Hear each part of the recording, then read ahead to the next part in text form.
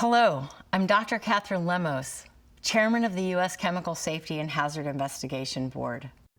As the nation faces this year's hurricane season, it is critical that the chemical industry understand and prepare for the potential safety hazards posed by extreme weather events. On August 25, 2017, Hurricane Harvey made landfall in southeast Texas. The Arkema chemical plant in Crosby, Texas, about 25 miles northeast of Houston, sat in the path of this Category 4 storm. And over the next several days, an unprecedented amount of rain fell into the Houston metropolitan area, causing catastrophic flooding. By August 31st, equipment at the Arkema facility began to flood and fail. Chemicals stored at the plant decomposed and burned, releasing fumes and smoke into the air. 21 people sought medical attention from exposure to the fumes, and more than 200 residents living near the facility were evacuated and could not return home for almost a week.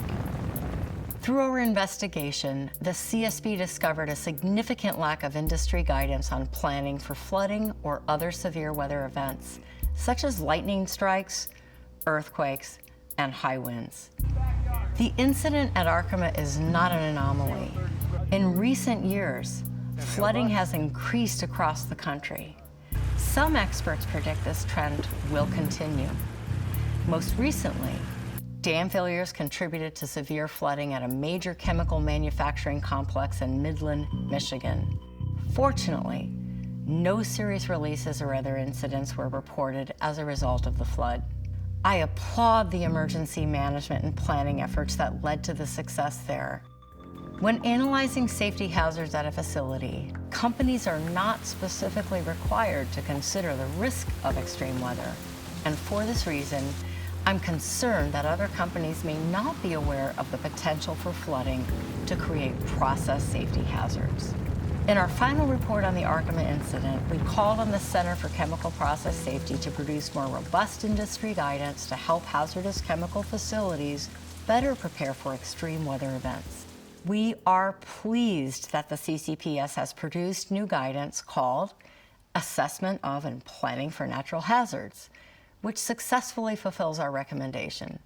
We urge companies to review this guidance document, which provides an updated approach for assessing natural hazards, a means to address the hazards, and emergency planning. Importantly, the CCPS guidance states that it is good practice for companies to include data about potential natural disasters within its documented process safety information. The CSB stresses key lessons for facilities within areas susceptible to extreme weather outlined in our Arkema final report.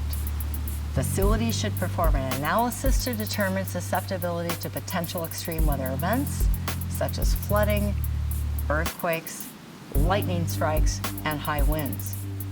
When conducting analysis of process hazards or facility siting, companies should evaluate the potential risk of extreme weather events and the adequacy of safeguards.